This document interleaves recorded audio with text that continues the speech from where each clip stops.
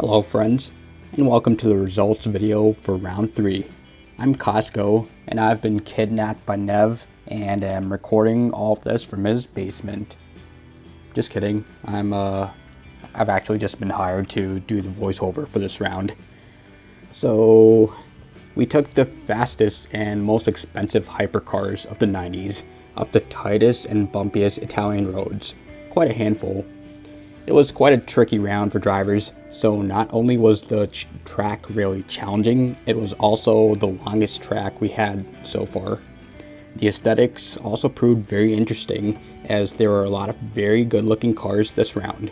But now we'll move on to each of the cars entered into round 3. First up, we have Auto Delta Reparo Corsa with the Silver Arrow. It was one of the more powerful entries, just shy of 1000 horsepower from the twin-turbo 5.2 V10 engine, giving it a 0 to 60 time of just under 3 seconds. Next up, we have my own submission, the American Dream Road Warrior. It had the highest power with 1265 horsepower from a 10.0 turbo V8 engine. It had the highest top speed, 242 miles per hour, making it the fastest production car ever made at the time, beating the McLaren F1 by 2 miles per hour. It was front engine and all-wheel drive. Next up is Ferdinand PV with his Prime 720 Super Sport. It had second place in the lap time category with a time of 218.9, giving the Colored Cow his first driver's podium this season. It had an inline 6 engine in the front. Next up is International Motorsport Division with the Aula TBR. It had a V16 engine, but the V16 was pretty small, just 4.1 liters with a twin turbo attached, making 679 horsepower and taking the car from 0 to 60 in under 3 seconds. Next up is Mikado with the Goner Matador, and it had an automatic gearbox, which did pay off considering that it got third place in the automation scores category with an average of 72.2. Next up is the Nencha Racing Montagna Bianca Extra Nosa SV. It had second place in the automation markets category with a top 3 average of 173.3. It was the heaviest car at nearly 2 metric tons, and it was one of 3 cars to use an AHS steel chassis. And now we have Tomahawk with the Voltus Nocturne Turbo. It was the cheapest car, and still a very bourgeoisie $100,000. It was one of 3 front engine cars, but despite it still made a huge 900 horsepower and had a top speed of over 220 miles per hour. Next up is the with the Saigon Dobe. It was one of 2 very brave cars to opt for a more traditional rear-wheel drive layout. It had a V8 engine, and after hours of driving practice, Marmalade finally managed to break the 220 barrier with a 219.99 lap. And now we have Smins Racing with the Blackhawk Carbon. It had third place in the lap time category with a time of 219.1. It had joint second place in the aesthetics category with 34 total points. It had the fastest 0 to 60 with 2.4 seconds, and it had one of 2 V16 engines. Next up is Ganner with the Gelustra Ultra. It had the smallest engine at 3 liters. There were a couple of 3-liter engines, but this was the smallest 3-liter engine, and it had a V8 too. From Team Ignite, we have the Armis Typhoon GTR. It was the lightest car at 1,138 kilograms and one of 2 Vodka 6 engines. It was one of the smaller body size, which I'm sure driver Bones appreciated taking through the village streets. Next up is Typin Motors with the GTR Ford Speedster. Me and Nev were both huge fans of the open top entry by Typin Motors this round, and it was one of the quicker cars around the tricky circuit too, with driver Dank Frank submitting an excellent time. We have Zalta Motors with the Vesicchio Camaro. It had the only V6 engine, it was the only car to use fiberglass body panels, and was one of 3 cars to use an AHS steel chassis, which was surprising as it was expected to see every car use carbon fiber. Next up is Krieger with the Renan 1. It had joint second place in the aesthetics category with 34 total points, and the airplane-inspired design and interior helped secure the podium in aesthetics this round. Next up is LH Automobili LR Division with the Spiritus, a very high revving car, going to 10,000 RPM from its 4.1 naturally aspirated V12, and had an automatic gearbox. Next up is NMR with the Matinho Stallion. It had first place in the aesthetics category with 65 total points, but it was no surprise considering that this was Excege's car. Can somebody please beat him next round? It also had the highest sportiness score. So now we have the Orb Automotive Falcon. It had the lowest power out of all the contestants with only 487 horsepower, coming from a Boxer 6 engine. This car has some awesome lore behind it, and I recommend giving it a read in the lore channel. And now we have the Picard Motor Company Typhoon XR. It was one of three cars that used the AHS steel chassis. The complete lack of carbon fiber made the car pretty heavy, weighing 1.7 tons. From Stryker, we have the Stealth Turbo 2 that had the highest track premium market and the lowest top speed of only 180 miles per hour. It was one of two very brave cars to opt for a more traditional rear-wheel drive layout. It uses space frame chassis and corrosion-resistant steel panels. Next up, we have Waffle Motors with the Ray 400T. It had first place in the automation markets category with a top 3 average of 185.8 and third place in the automation scores category with an average of 73.1. It had the highest market scores in Convertible Super, Hyper, and GT Premium. It had the worst 0 to 60 of 4.3 seconds, and it turns out optimizing the car for less wheel spin in better markets sacrificed the acceleration, and it had an automatic gearbox. Next is Century Motorsport with the Falcon Super Leggera. It had first place in the lap time category with a time of 2:15.8 by driver MNF. Third place in the automation markets category with the top 3 average of 171.2. And second place in the automation scores category with an average of 72.4. It had the highest drivability score and the only car to have a better drivability score than sportiness. And it had an automatic gearbox.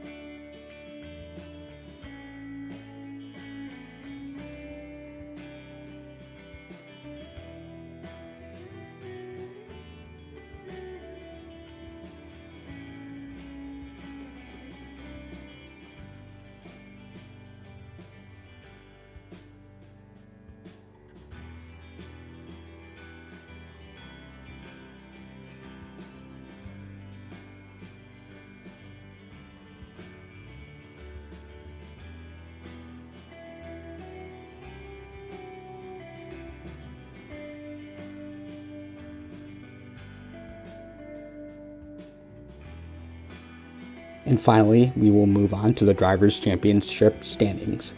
MNF has a pretty sizable lead out in front, with a second and third place finish in the final 2 rounds, mathematically winning him the championship. Nev has dropped further down and is now battling Smithy and the Colored Cow for second place after the Colored Cow's good result moved them up 4 places.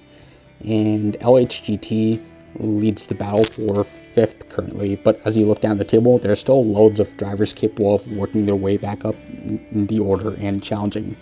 And on the second page, Nick Knack had an amazing round, his best finish so far this season. Will he be able to continue his good form and work his way up the table? Only time will tell. So, how does the Constructors' Championship look now? Century Motorsport built up their lead at the front by a big margin this week, now 21 points clear of Smins Racing. Will Smins be able to mount a late season challenge? Waffle Racing helped gain some distance over the others for their battle for the final podium spot. But Thistle, Ganner, and NMR will all be willing to fight back to get into that podium spot, and are just 1 point away from each other too. Only 38 points separate 7th to 13th place, so this best of the rest fight will be interesting to watch. Dreamer Motors, Orb Automotive, Typin Motors, and Zia Motors are all close together, but Striker will be looking to get involved with steady improvements each round. So far, looking promising for the final 2 rounds.